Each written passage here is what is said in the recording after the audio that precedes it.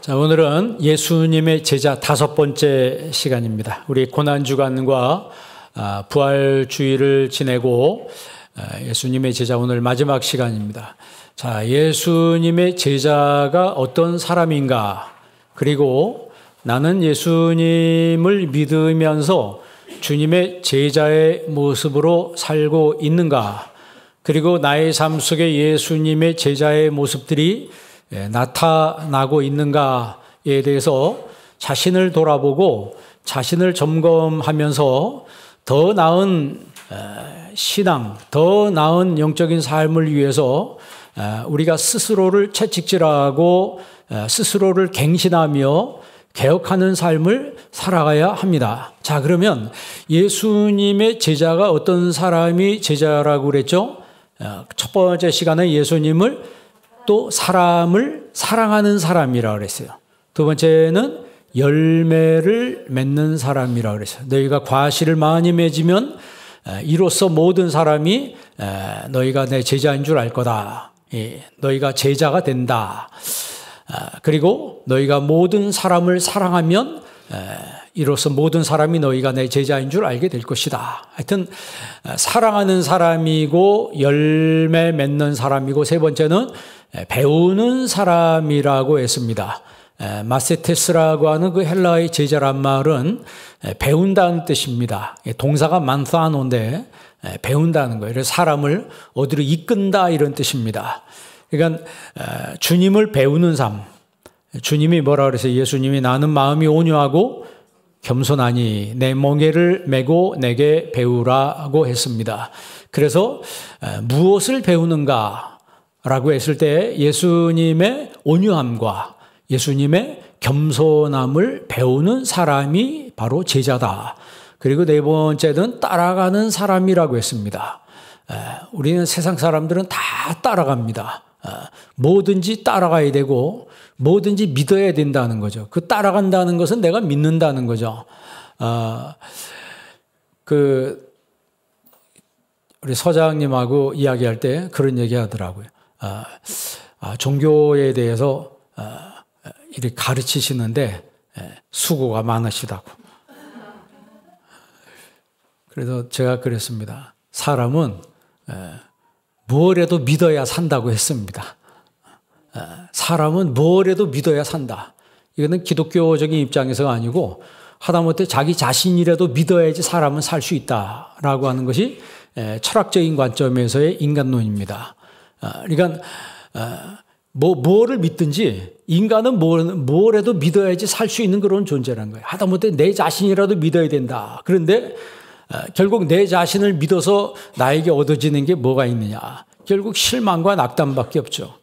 그래서 사람들이 스스로 목숨을 끊고 인생을 포기한 사람들이 얼마나 많습니까? 번지수를 잘못 찾으면 그래요. 그러나 저와 여러분들은 번지수를 잘 찾은 분들입니다. 길을 잘 들어섰어요. 그러면 길을 잘 들어섰으니까 절대 탈선하지 마시기 바랍니다. 탈선하지 마시고 그냥 끝까지 가십시오. 사람 보지 마시고 예수님만 보고 가시길 바랍니다. 그런 의미에서 나를 따라오라 그랬어요. 그리고 오늘 예수님의 제자 어떤 사람이냐? 훈련된 사람이다. 그러면 어떤 면에서 훈련된 사람인가? 섬기는 면에서 훈련돼야 된다. 이 사실 훈련이란 말은 여러 가지 뜻이 있지만 오늘 예수님께서 내가 주와 선생이 되어 너희의 발을 씻겼으니 너희도 서로 발을 씻기는 것이 옳으니라 그랬어요. 옳다. 무엇가 옳은가? 무엇이 옳은가? 서로 발을 씻겨주는 것이 옳다는 거예요. 이 발 씻김의 정신을 가지고 내가 살면 문제될 게 하나도 없습니다. 왜 다툽니까? 왜 다퉈요? 섬김을 받으려고 하니까 다툼이 일어나는 거예요. 내가 섬기려고 하면 내가 섬기려는 마음이 있으면은 문제될 것이 하나도 없습니다. 문제가 있어도 문제가 안 돼요. 섬기려는 마음이 있습니다. 그래서 가장 가까운 부부끼리도 서로 존중을 해야 합니다. 서로 섬기는 마음이 가정에서 부부들끼리 가장 먼저 섬기는 마음이 있을 때 그 가정의 행복의 꽃이 피는 거죠. 내가 섬김을 받아야 된다. 내 발을 씻겨라. 그러면 마음 상하는 거예요. 그러나 내가 주와 선생이 되어 예수님이 자신을 너희들이 나를 주와 선생이라 부르니 그 말이 맞다. 그러니까 제자들이 예수님을 디다스칼로스라고 그랬어요. 티처라고 불렀거든요. 또 주님이라고 불렀어요. 그 말이 옳다는 거예요. 그래서 선생이나 주는 높다는 위치죠. 내가 주와 선생이 되어 너의 발을 씻겼다. 그 당시에는 그런 상태 자체가 주인이 종을 씻긴다라고 하는 것은 있을 수가 없는 일이에요. 그런데 예수님이 몸으로 보여주셨다. 그런 것처럼 너희도 서로 발을 씻기는 것이 옳으니라 그랬어요. 그러니까 예수님의 제자라면 주님이라 불렀으면 제자 아닙니까? 주님이라고 불렀으니까 제자 아니에요. 선생이라 불렀으니까 제자 아닙니까? 선생이 먼저 발을 씻겨줬으니 너희도 서로 발을 씻기라 라고 하는 것이 오늘 주님의 말씀이라고 하는 거예요. 자, 그러면 이 섬김이라고 하는 것은 주님과 나와의 관계에 있어서 섬김도 있지만 오늘 주님이 우리에게 말씀하는 것은 사람 대 사람 사이의 섬김을 이야기하는 거예요. 이 마틴 부버라고 하는 이 독일의 그 철학자 있지 않습니까? 그 사람이 쓴 책이 이히 운투두라고 하는 거죠. 독일어죠. 이히란 말은 이제 나와 그리고 나와 너라고 하는 그 책에서 그가 유명한 얘기를 합니다. 그러니까 인간관계는 세 가지의 관계가 있는데 첫 번째는 그것과 그것의 관계라는 거예요. 아니, 그것과 그것의 관계가 아니에요. 그것이라고 하는 것은 물격이라고 하는 거예요. 인격이 아니고 물격과 물격의 관계라고 하는 거죠. 사람과 사람이 만나는데 인격으로 만나는 것이 아니고 물격으로 만나는 거예요. 즉 예를 들어서 얘기하면 거래를 하는 것이죠. 거래를 할 때는 거기는 인격이 필요가 없습니다. 돈의 가치에 따라서 얼마 주고 흥정을 하는 거예요. 흥정에 맞으면 사는 거고 안 맞으면 안 사는 거예요. 그 물격과 물격의 관계, 그것과 그것의 사이, 그것의 관계라고 그랬어요. 그러니까 만약에 인간관계가 그것과 그것의 관계로 이어지고 있다면 서로를 이용하는 것이죠. 상대방을 이용하는 거예요. 상대방이 나한테 얼마나 이익이 되는가, 이 사람이 나한테 얼마나 득이 되는가를 계산을 해봅니다.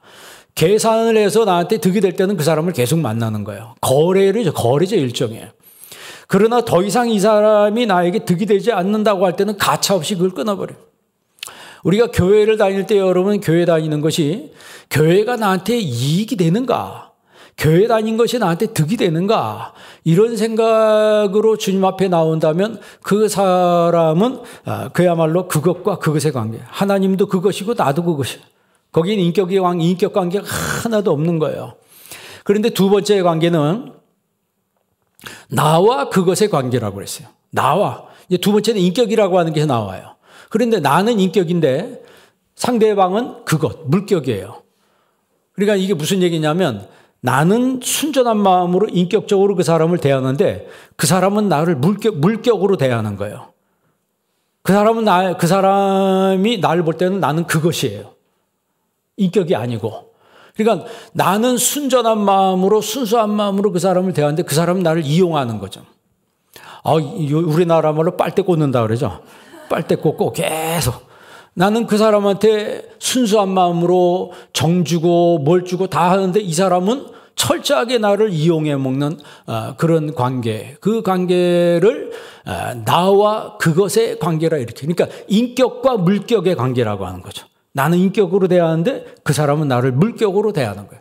세 번째는 인격과 인격의 관계라고 해요.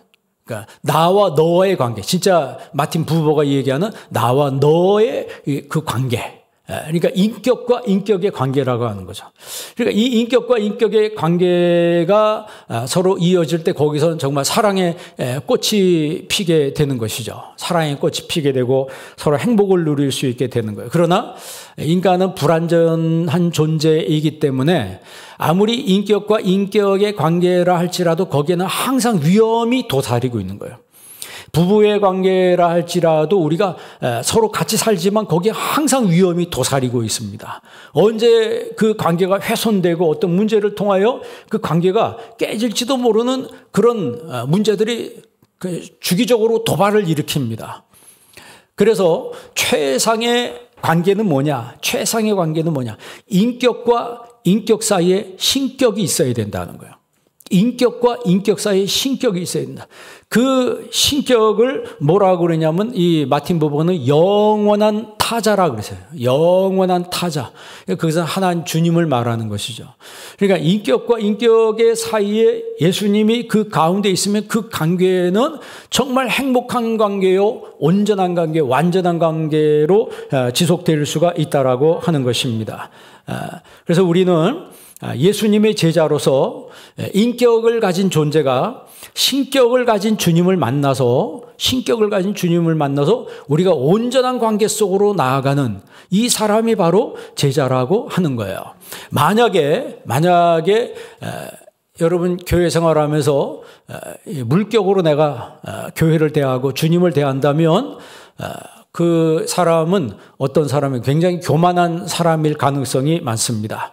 왜냐하면 구속의 은혜를 모르기 때문에. 구속의 은혜를 모르는 사람은 이것저것 다 판단합니다. 하나님도 판단하고 교회도 판단하고 세상도 판단하고 자기가 하나님이 돼버리는 거예요.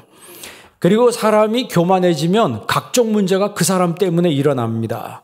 그러니까 주님의 제자는 자신이 어떤 안목으로 세상을 분별하며 내가 세상과 싸우며 극복해 나아갈 것인가를 고민하는 사람이에요.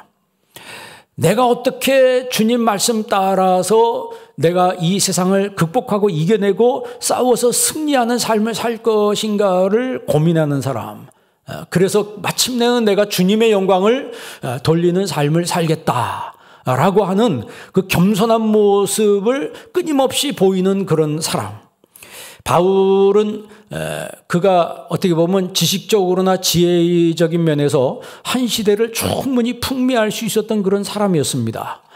왜냐하면 그는 그 모든 걸 다 갖추고 있었던 사람이었어요. 그러나 가말리엘 문화에서 자기가 유학을 하고 최고 율법사이면서 바리새인이며 자기 로마 시민권자잖아요. 그런데 이 한껏 교만했던 이 바울이 예수님을 만난 이후에 그 모든 것들이 깨뜨려집니다. 그래서 바울이 뭐라고 고백합니까? 내 주 예수 그리스도를 아는 지식이 가장 고상하기 때문에 내가 여태까지 가지고 있는 모든 것들을 배설물로 여긴다 그랬어요. 배설물이라고 그랬어요.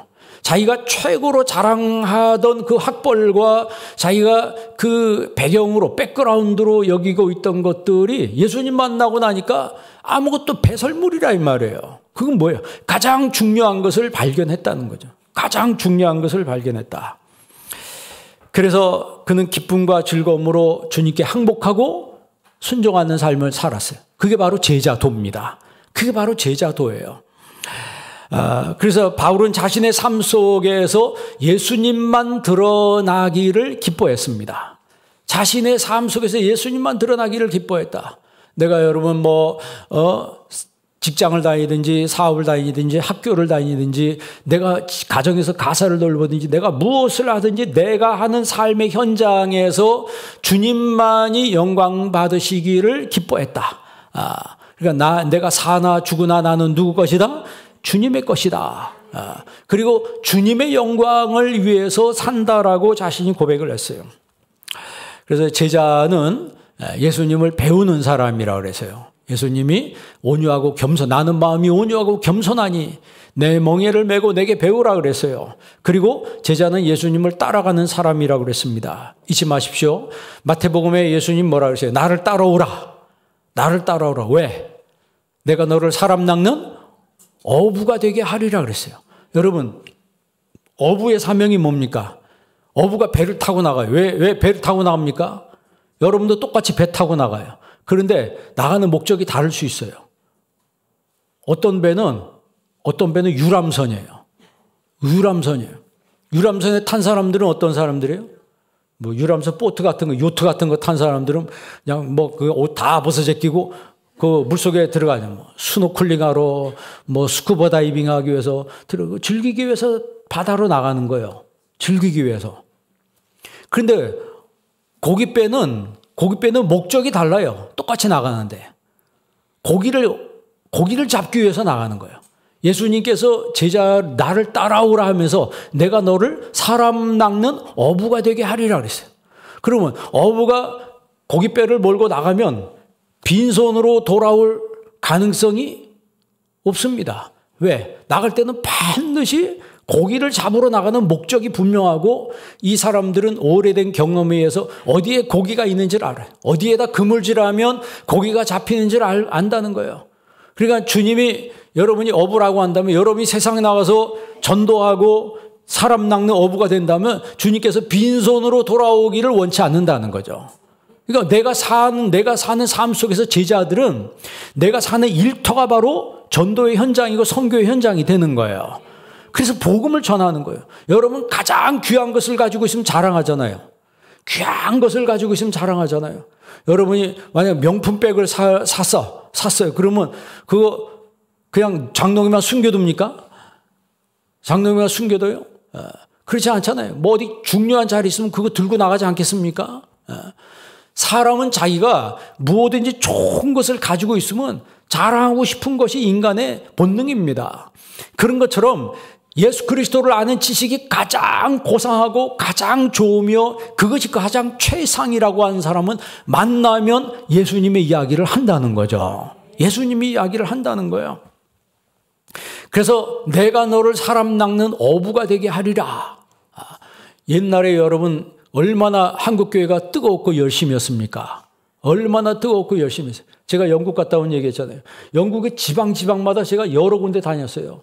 여러 군데 교회마다 많이 방문했는데 그 시골스러운 동네에도 교회가 다 세워져 있는데 이 세상에 조그만 교회도 파이프 올겐이 다 있더라고요.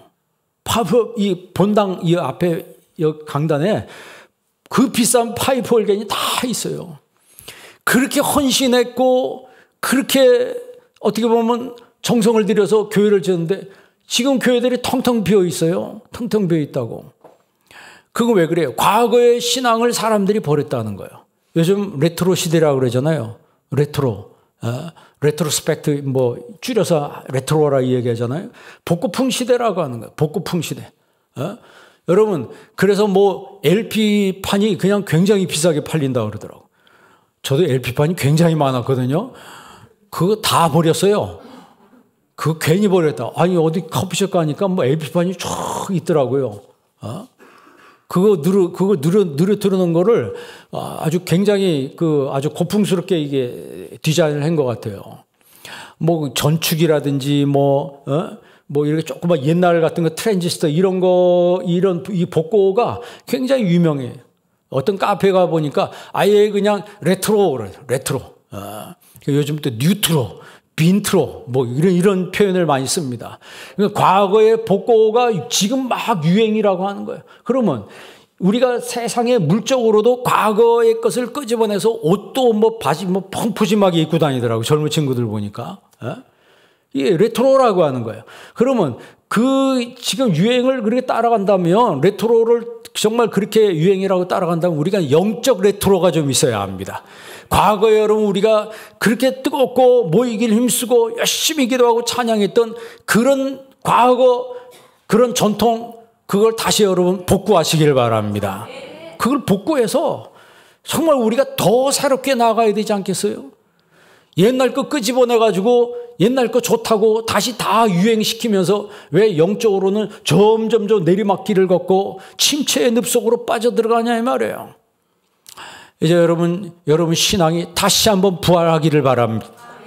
다시 한번 부활해서 영적인 레트로 시대를 우리가 열어가야 되지 않겠어요?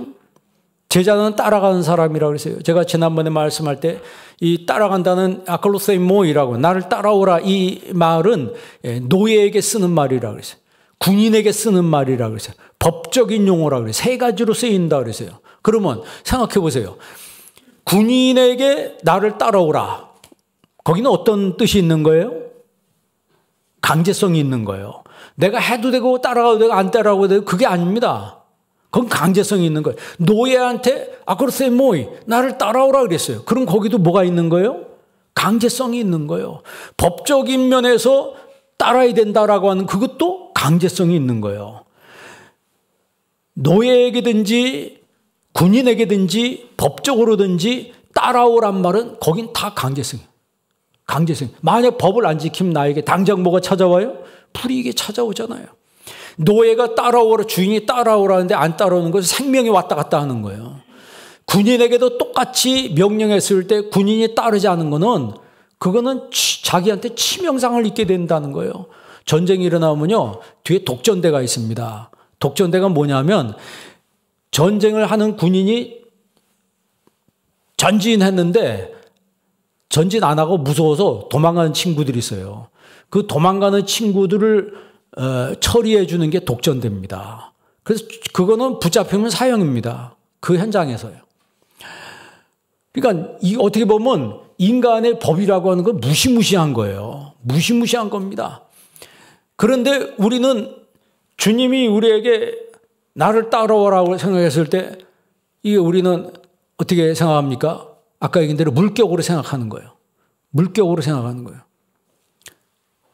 주님을 인격으로 생각하지 않고 신격으로 생각하지 않고 주님을 물격으로 생각하는 이런 사람들이 있습니다. 그렇게 되면 신앙이 자라지 않을 뿐만 아니고 아무런 감동이 없습니다. 아무런 감동이 없어요. 여러분 정말 인격적으로 주님을 만나는 여러분 되기를 바랍니다. 인격적으로 주님을 만나서 인격과 신격이 만나서 내 심령 가운데 영적인 부흥이 일어나야 되는 거예요. 영적인 부흥이 일어나는 거예요. 주님은 나를 인격적으로 신격으로 나를 사랑하시고 나를 대하는데 내가 주님을 대할 때 물격으로 대해. 주님 물격으로 대하는 그 주님을 무시하는 거 아니에요? 그래도 주님은 여전히 우리를 사랑하십니다. 그게 사사기의 이야기예요. 요즘 새벽에 이제 사사기 시작했거든요. 이스라엘 백성들이 하나님이 그렇게 은혜를 베풀어도 이스라엘 백성들은 수시로 하나님을 물격으로 대합니다. 하나님은 인격적으로 대해도. 여러분이 사람을 만날 때, 여러분 사람 만날 때 아까 그 마틴 부버의 두 번째 관계 있죠. 나는 인격적으로 대하는데 저쪽엔 난 물격으로 대해. 에? 그런 경우 있어요, 없어요? 그런 경우 있습니다. 제가 그 사람들 만나면 제가 밥을 잘 사요. 무조건 제가 계산을 하는 편입니다. 그리고 뭐 어디 도와달라면 제가 거절을 못 해가지고 이제 막 도와주는 편이에요. 그래서 절 보고 어떤 사람은 봉이라고 그래요. 봉이라고. 저 목사는 봉이다. 그래가지고 자기들끼리 그런 얘기 한다는 거. 어떤 분이 나한테 와서 제발 그렇게 좀 하지 말라고 뭐 이런 얘기를 훈수를 뜨더라고요. 제가 모르는 줄 아세요? 다 압니다. 알지만 그렇게 하는 거예요. 왜? 주님이 기뻐하신 일이니까. 주님이 기뻐하신 일이니까 하는 거예요. 여러분 내가 그런 걸 몰라서 멍청해서 하는 게 아니고 알지만 그 사람한테 그걸 도와주는 거예요. 왜? 난 도와주고 끝난다 이거거든요. 제 주인은. 그러니까 여러분도 만약 거래라면 내가 한 번 사면 이 사람은 나 사야 돼. 그런데 내가 사는데 저 사람 안 사. 그럼 시험이 돼요 안 돼요? 그 시험 들지 말라 이 말이에요. 여러분 끝까지 사시기 바랍니다. 끝까지 주세요. 주는 것으로 끝나자 이 말이에요. 내가 줬는데 내가 드렸는데 나한테 왜 이렇게 대해주지 않느냐. 내가 한 만큼 나한테 뭐가 있어야 되지. 그건 거래죠. 그건 거래입니다. 그래서 우리는 예수 믿는 사람들은 어떤 사람을 만나도 어떤 상황을 만나도 여러분 인격적인 성도가 되시길 바랍니다. 주님의 제자는 그래야 돼요. 만약에 그것을 내가 준 만큼 받아야 된다 그러면 상처가 되는 거예요. 왜? 내가 받으려고 하는데 받지 못하니까 그게 상처가 되는 거예요. 부부관계도 마찬가지죠. 내가 이만큼 줬는데 왜 저쪽에 남편이 안 줘? 그럼 막 마음 상하고 기분 나쁘고 근데 복수해야 되겠다. 내가 가만두지 않겠다. 그래서 밥에다가 그냥 막 소금을 잔뜩 국에다가 소금을 잔뜩 완전 짜게 만들어가지고 먹지도 못하게 만들어서 내가 한번 거시기를 했다. 그래 기분 좋아? 그 기분 좋은 거예요? 그러니까 성경에서 말하는 것은 주고 끝내라는 거예요. 더 이상 내가 줬다고 해서 내가 이만큼 줬으니까 내가 받아야 된다. 이런 관계가 아니라고 하는 거죠. 그런 관계가 아니고 하나님이 기뻐하시는 인격 대 인격의 관계에 신격이 거기 붙어야 된다는 거예요. 완전한 타자이신 하나님이 그 가운데 함께할 때 그 관계는 완전한 관계요, 온전한 관계요, 기쁨의 관계가 된다라고 하는 것이죠. 우리가 여러분 말로만 제자라고 하는데 삶 속에서 우리가 굉장히 이기적이고 깍쟁이고 아주 자기밖에 모르는 그런 사람이 된다면 그게 무슨 제자입니까? 예수님이 나를 따라오라고 했을 때 베드로가 뭐라 그랬어요? 주여, 우리가 다 버리고 주님을 따랐습니다. 다 버리고 주님을 따랐습니다. 그러면 이제 우리는 어떻게 되겠습니까? 그랬더니 주님 뭐라 그러세요? 몇 배 준다고요? 헤카톤. 제가 그 얘기죠. 100fold. 헤카톤. 100배, 헤카톤 타플라시온이라고. 헤카톤이란 말은 100이란 뜻입니다. 타플라시온이란 말은 배수를 타플라시온이라고. 그러니까 헤카톤 타플라시온. 100배를 너에게 준다. 이 현세에서 100배를 주고 영생을 받지 못할 자가 없다. 부정의 부정이니까 긍정이죠. 그러니까 이 땅에서 100배를 받고 하늘에서 영생을 얻게 된다는 거예요. 그 말은 뭐예요? 내가 바라지 않고 대가 없이 그렇게 했는데 결국은 하나님은 나한테 그만큼 채워주는 게 한두 배 채워주는 게 아니고 몇 배요? 100배라고 하는 거예요. 여러분이 비즈니스 하는데 만약에 내가 투자한 만큼 100배 수익이면 얼마큼 되겠어요? 할만하겠죠? 아니에요? 100배 수익이 나면 할만한 거 아니에요. 예? 제 얘기가 아니고 예수님이 성경에 이렇게 말씀했지 않습니까? 그래서 우리가 이걸 알고 주님을 따라가는 사람은 복이 있다 그랬어요. 그래서 예수님이 우리에게 뭐라고 말씀하세요? 뭐라고 말씀하십니까? 너를 부인하고 내 십자가 지고 나를 따르라. 우리는 그것만 생각해. 나를 부인한다. 아이고 힘드네. 자기 십자가 지는 아이고 고단하네. 그것만 생각하니까 힘든 거예요. 여러분 인생 살아갈 때 내가 치러야 될 값이 있습니다. 치러야 될 걸 치르지 않고서 나한테 거기서 열매만 얻으려고 하는 사람은 얻을 수가 없습니다. 뭐 쉽게 얘기하면 농부가 여러분 그냥 씨도 심지도 않고 가을에 추수의 영광을 얻으려고 하면 이게 말이 되는 거예요? 그런 일은 없어요. 그런 일은 없습니다.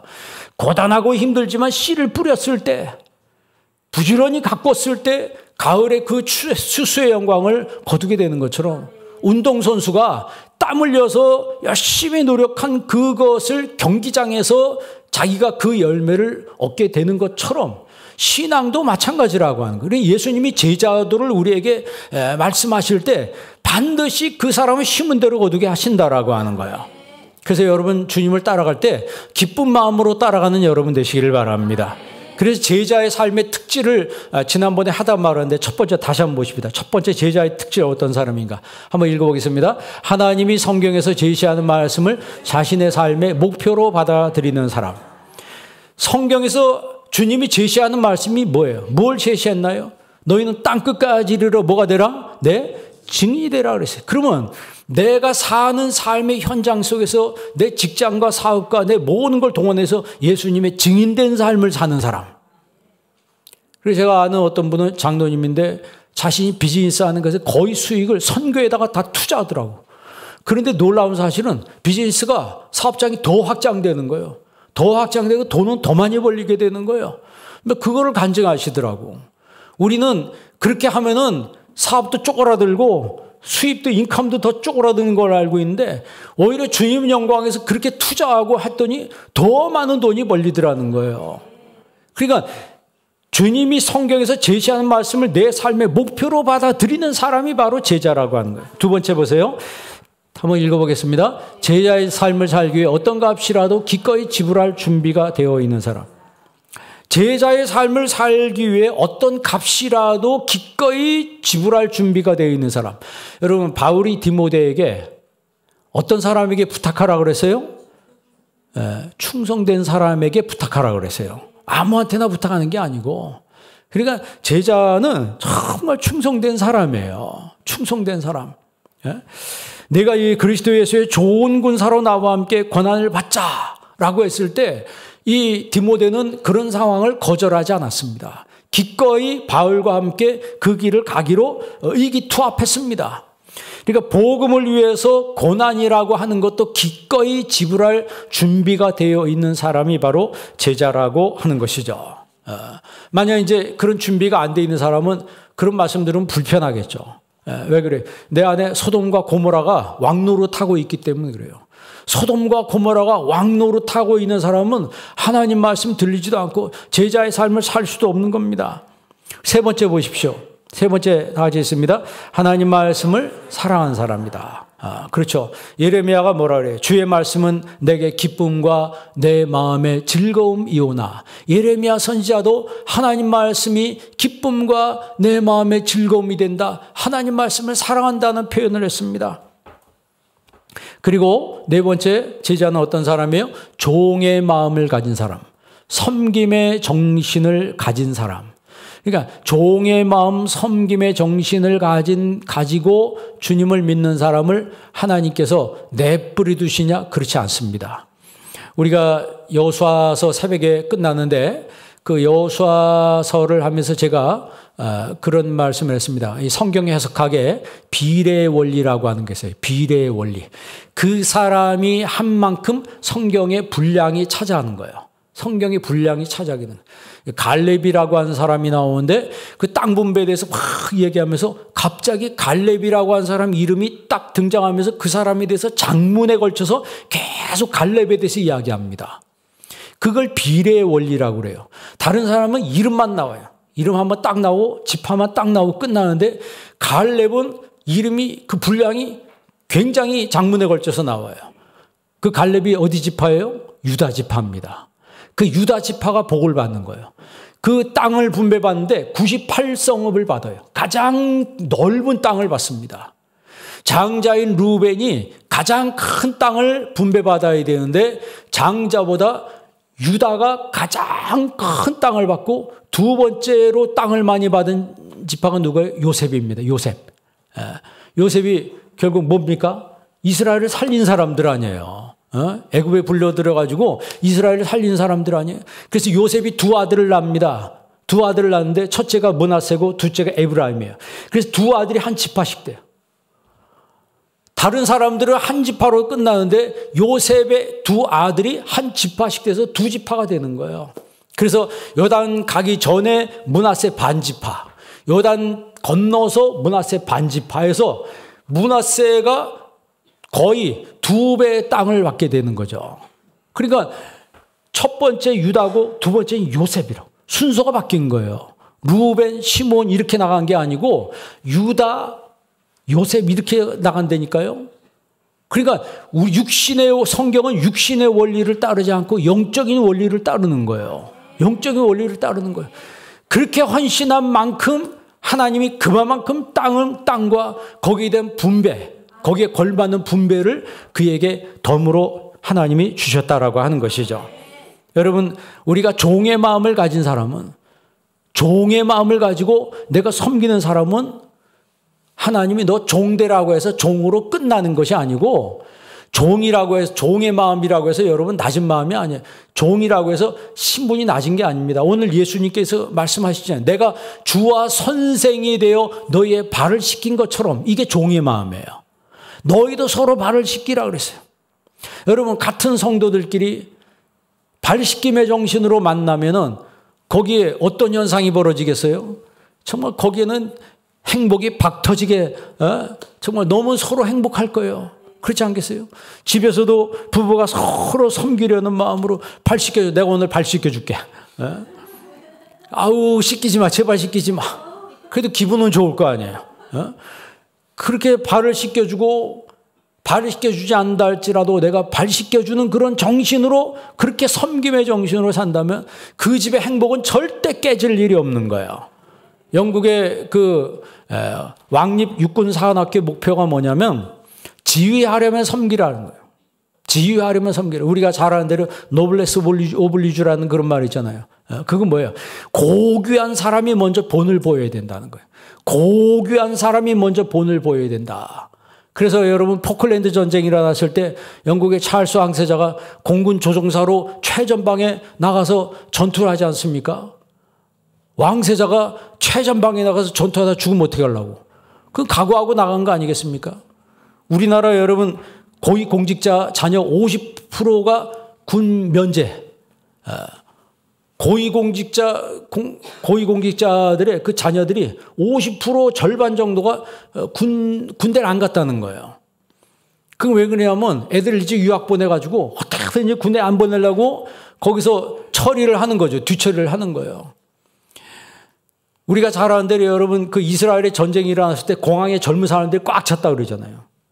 공항을 빠져나간 사람들로 꽉 찬 게 아니고 자기 나라를 지키기 위해서 외국에서 유학하다가 자기 나라를 지키기 위해서 비행기 타고 자기 고향으로 돌아와서 젊은 사람들이 공항에 꽉 찼다는 거예요. 그게 여러분 뉴스에 크게 나가지고 뭐 지금까지도 회자되고 있잖아요. 그게 무슨 얘기입니까? 자기 조국을 지키기 위해서 전쟁통에 뛰어들어가는 사람이 있고, 뭐 러시아가 전쟁이 하는데 젊은 사람들이 전쟁 안 나가려고 뭐 하다못해 요트 타고 우리나라 부산까지 도망갔다 했잖아요. 그래 정박해놓고 1년 넘어까지 거기 정박해 있다 안 되니까 또 다른 나라로 가고. 그러니까 여러분 노블레스 오블 유제라고 하는 건 뭐예요? 그건 내가 섬김의 정신을 가지고 있다는 거죠. 높은 위치에 있어도 섬김의 정신으로 가는 그런 공동체, 그런 사회, 그런 나라는 하나님이 축복하시는 거예요. 그러니까 오늘 예수님이 말씀하신 이 발씻김의 정신이 이게 바로 진정한 제자도라고 하는 것이죠. 다섯 번째는 육체를 신뢰하지 않는 사람이라고 했어요. 육체를 신뢰하지 않는 사람. 그러니까 고린도후서 1장 9절에 보면 바울이 그런 얘기를 합니다. 우리 마음에 사형 선고를 받은 줄 알았으니 이는 우리로 자기를 의뢰하지 않고 죽은 자를 다시 살리시는 하나님만 의뢰하게 하려 하심이라.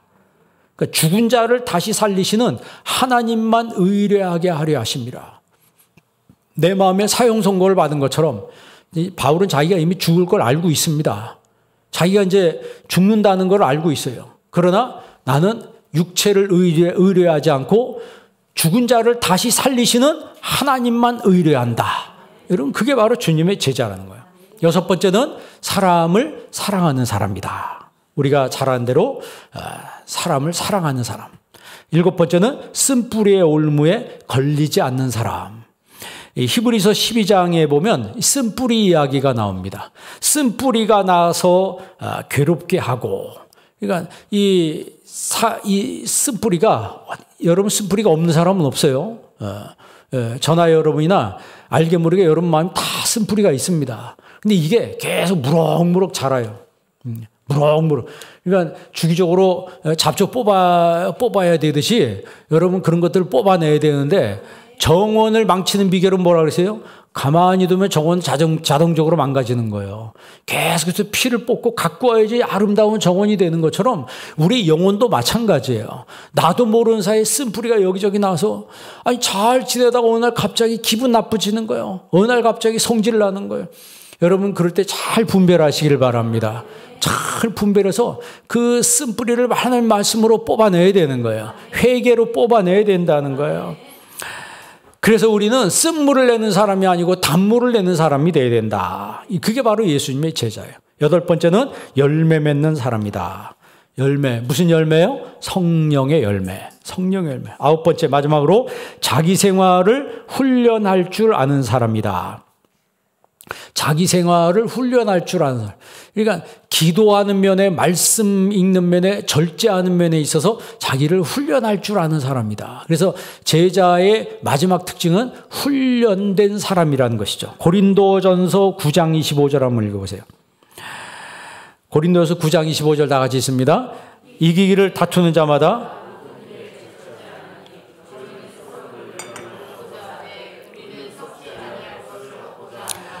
이기기를 다투는 자마다 모든 일에 절제하나니. 이 절제란 말을 거기 헬라어로 써있는데 엔크라티오마이라고 그래요. 그거는 N이라고 하는, N은 영어로 인입니다. 그래,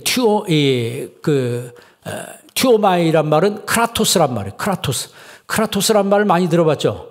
그 영화 같은 데 보면 뭐 크라토스 이렇게 나오는데 그게 영어로 파워란 뜻이에요. 그러니까 힘이 있는 사람이 절제하는 거예요. 힘이 있는 사람이 절제해요. 힘이 허약한 사람은 절제를 못합니다. 그냥 터뜨려버리고 그냥 분노하고 참지를 못하는 거예요. 그러나 여러분 잘 인내하는 사람이 여러분 힘이 없어서 인내하는 게 아닙니다. 성경에 보면 잘 참는 사람이 힘 있는 사람이에요. 그러니까 여러분 잘 인내하시길 바랍니다. 그러니까 절제라고 하는 것은 스스로 이기는, 스스로 절제할 줄 아는 힘을 가진 사람이에요. 그래서 그런 의미에서 제자는 훈련된 사람이다. 오늘 13장 14절 한번 읽어볼래요? 13장 14절 나가지 있습니다. 내가 주와 선생이 되어 너희의 발을 씻었으니 너희도 서로 발을 씻겨주는 것이 너희도 서로 뭘 씻겨? 발을 씻어주는 것이 옳다. 이 발 씻김의 정신으로 사는 주님의 제자가 되기 바랍니다. 이게 겸손의 표현이고 이것이 바로 섬김의 표현이라고 하는 거예요. 아무리 지식이 많으면 뭐합니까? 행동으로 옮기지 않는데.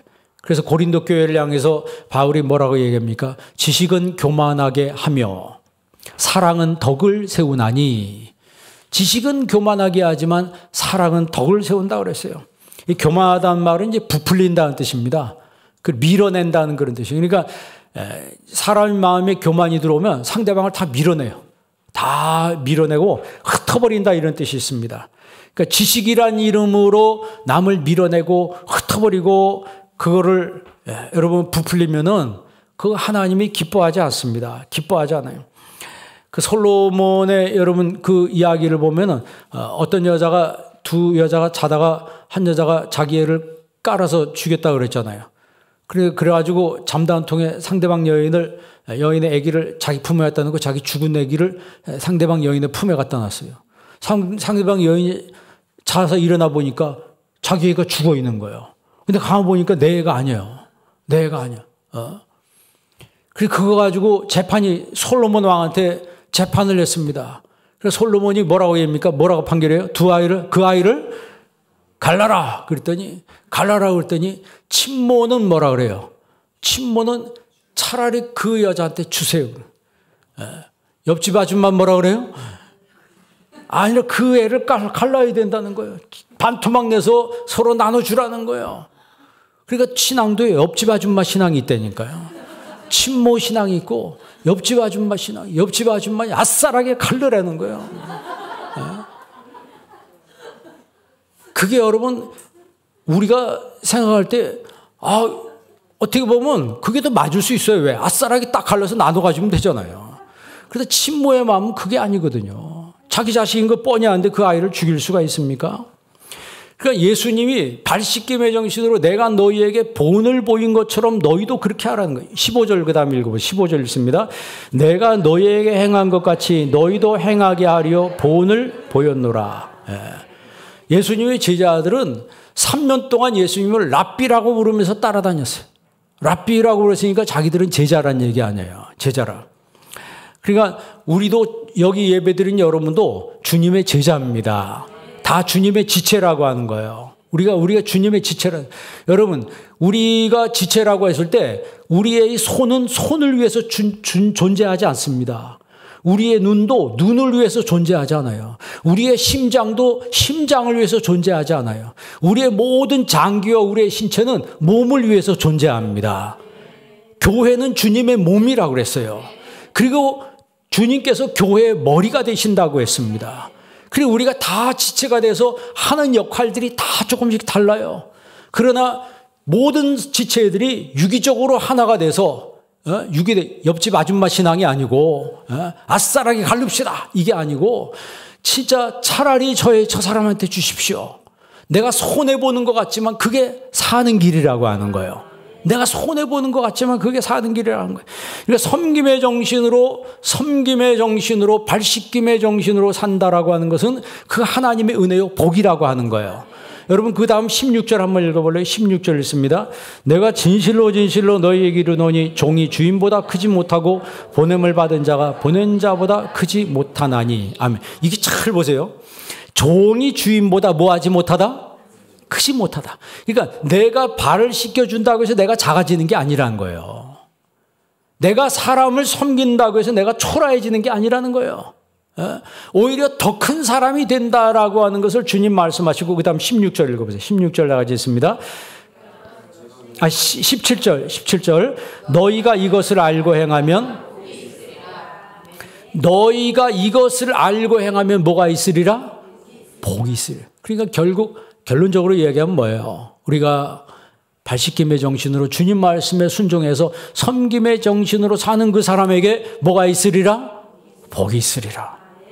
여러분 오늘부터 또 내일 월요일 시작되는데 여러분 만나는 모든 사람들에게 정말 예수님이 섬기라고 말씀하신 것처럼 섬기면서 사는 주님의 제자가 되길 주의 이름으로 축원합니다. 기도하겠습니다. 좋으신 아버지 하나님 감사합니다. 오늘 이 시간 저희들에게 주님 말씀을 전해 주셨습니다. 나에게 주신 말씀으로 받게 하시고 이 시간 예배드리는 모든 성도들 마음속에 제자의 마음을 허락하여 주옵시고 섬김의 정신을 허락하여 주옵시고 예수님께서 발씻김의 정신을 가르쳐 주셨습니다. 평생 내가 사는 동안에 섬기며 사는 주님의 제자여 은혜의 사람이 되게 하여 주옵소서. 예수님의 이름으로 기도합니다. 아멘.